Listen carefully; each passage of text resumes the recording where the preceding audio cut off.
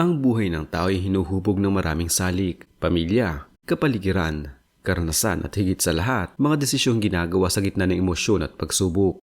May mga individual na lumalaki na may sapat na oportunidad upang magtagumpay, ngunit sa kabila nito ay nauuwi sa trahedya dahil sa maling pagpili sa isang mahalagang sandali ng kanilang buhay.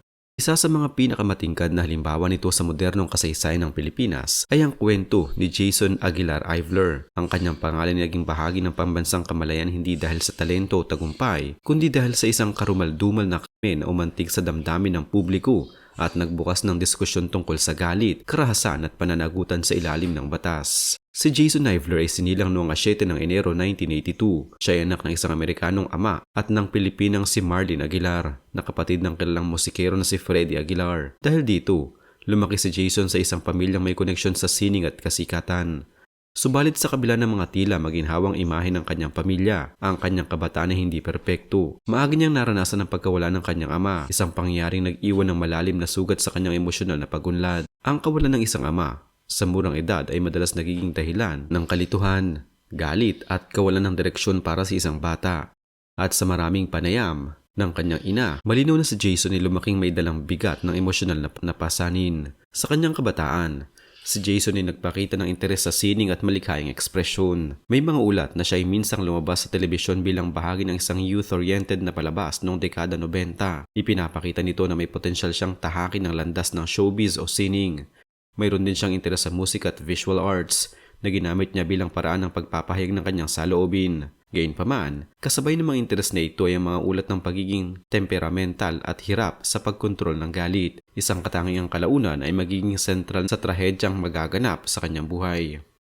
Habang siya ay tumatanda, si Jason ay nagkaroon ng karanasan sa labas ng bansa, partikular sa Estados Unidos. May mga pahayag na siya ay nag-aaral doon at nagkaroon ng exposure sa iba't ibang kultura at disiplina. Subalit sa halip na magbigay ito ng matibay na pundasyon para sa kanyang kinabukasan, tila naging magulo ang direksyon ng kanyang buhay.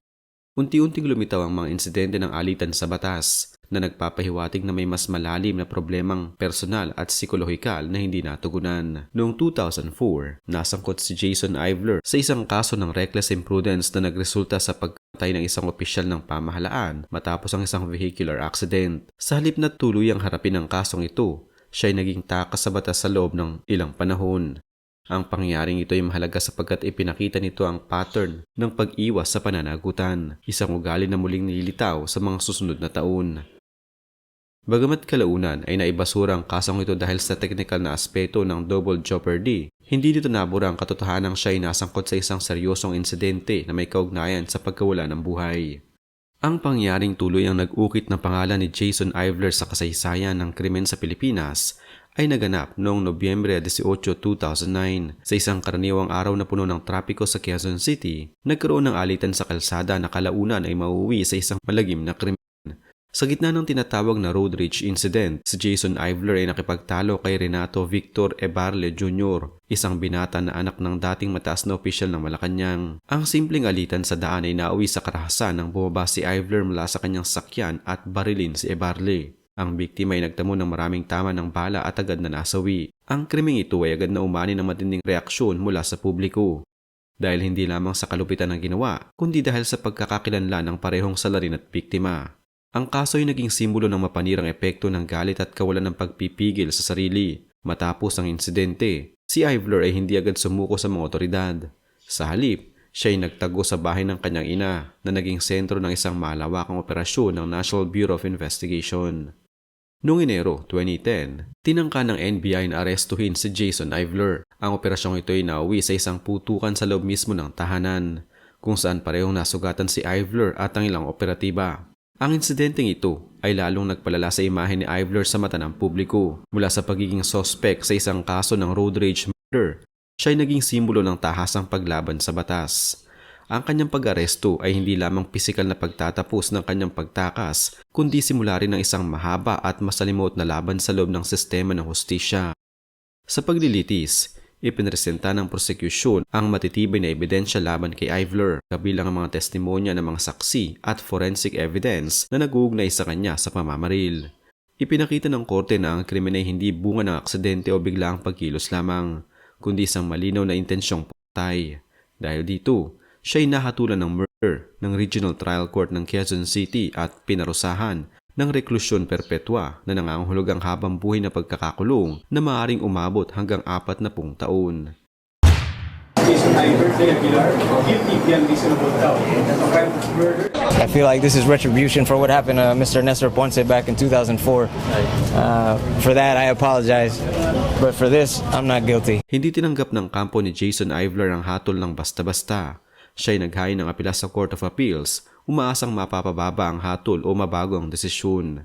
Gayunpaman, matapos ang masusing pagsusuri, pinagtibay ng Appellate Court ang hatol ng mababang hukuman. Hindi pa rin siya tumigil dito at umakyat pa sa Korte Suprema, ang pinakamataas na hukuman sa bansa. Sa huli, pinagtibay rin ng Korte Suprema ang kanyang pagkakakulong na nagpatibay sa penal at executory na desisyon laban sa kanya. Kasabay nito ay ang utos na magbayad siya ng milyong-milyong piso bilang danyo sa pamilya ng biktima.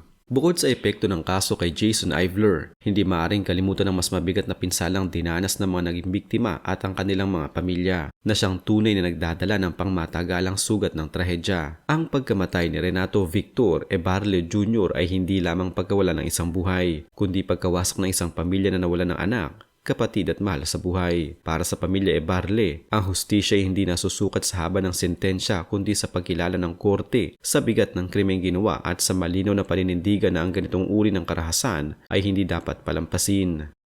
Mayroon ding mga individual na nasangkot sa mga naunang kaso ni Ivler kabilang ang pamilya ng biktima ng insidente noong 2004. Bagamat iba ang naging resulta ng kasong iyon, nananatili ang pananaw na ang serye ng mga insidenteng kinasasangkutan niya ay nagpapakita ng paulit-ulit na pagwawalang bahala sa kaligtasan at buhay ng kapwa. Simula nang maging pinalang hatol noong kalagitnaan ng dekada 2010, si Jason Ivler ay nananatiling nakakulong sa New Bilibid Prison. Sa kasalukuyan, mahigit isang dekada na siyang nasa loob ng bilangguan. Ang mga tong ito ay nagdaan sa likod ng rehas, malayo sa dating buhay na may kalayaan, sining at posibilidad ng pagbabago sa labas ng kulungan. Wala mang malinaw na ulat tungkol sa kanyang eksaktong pang-araw-araw na gawain. Karaniwan sa mga tulad niyang preso ang pagsali sa limitadong rehabilitasyon, gawaing pangkomunidad sa loob ng bilangguan at tahimik na pamumuhay na malayo sa mata ng publiko. Ang kwento ni Jason Ivler hindi lamang kwento ng isang kriminal. Ito ay kwento ng isang taong may oportunidad ngunit nabigo dahil sa hindi pagkontrol sa galit at kawalan ng pananagutan sa sarili. Ito rin ay salamin ng kung paanong gumagana ang sistema ng hustisya sa Pilipinas, kung saan sa kabila ng impluwensya ng pangalan at koneksyon, ang batas ay maaari pa ring manaig. Ang kanyang buhay ay nagsisilbing babala, lalo na sa mga kabataan na ang isang sandali ng galit ay maaaring magbura ng buong kinabukasan. Sa huli, ang kanyang kwento ay nagpapaalala na hustisya ay hindi lamang parusa, kundi aral para sa lipunan. Sa bawat desisyon, may kaakibat na konsekwensya. At sa mundo ng batas at moralidad, walang sino man ang ganap na ligtas sa resulta ng kanilang mga ginawa.